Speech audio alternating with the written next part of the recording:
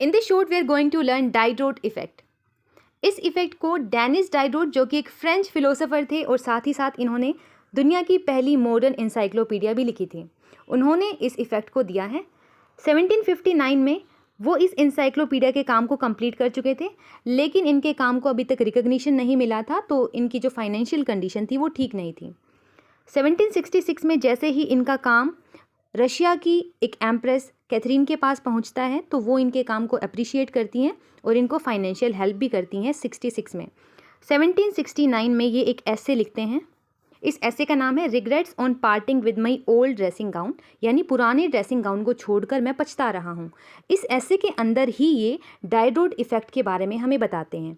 तो 66 में जो इनकी फाइनेंशियल हेल्प हुई थी, उस हेल्प का कैसे ये मिसयूज़ करते हैं और कैसे ओवर कंजम्पशन कर जाते हैं, इसी ओवर कंजम्पशन के साइकिल को आज हम डाइड्रोट इफेक्ट के नाम से जानते हैं।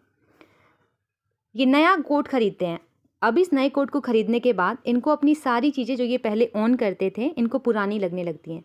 अब ये इन आउटडेटेड चीज़ों को चेंज करते हैं, रिप्लेस करते हैं। नई कुर्सी, नई घड़ी, कारपेट और पेंटिंग, पिक्चर्स, बहुत सारे आइटम ये खरीद लेते हैं, जिसका इनको बाद में जाकर के पछतावा होता है और ये बहुत डिससेटिस्फाइड होते हैं अपने इस ओवर कंजम्पशन की वजह से। तो इकोनॉमिक्स में इस तरीके के ओवर कंजम्पशन, जो कि एक आइटम खरीदने की वजह से फर्दर आपको बहुत सारे और आइटम्स खरीदने पड़ जाएं, एट दी एंड जो आपको सिर्फ डिससेटिस्फैक्शन ही दे करके जाए, इस साइकिल को ही हम डाइड्रोट इफेक्ट के नाम से जानते हैं।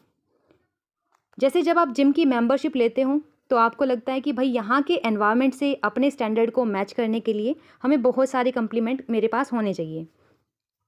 तो अब सिपर, शेकर और डफल बैग और हैंड ग्लव्स जैसे बहुत सारे आइटम्स, रिस्ट रैप, तो ये आइटम्स आप परचेज कर लेते हो। तो ये पूरा का पूरा एक ओवर स्पेंडिंग, ओवर कंजम्पशन का साइकिल बन जाता है। इसी साइकिल को हम डाइड्रोट इफेक्ट के नाम से जानते हैं। Thanks for watching.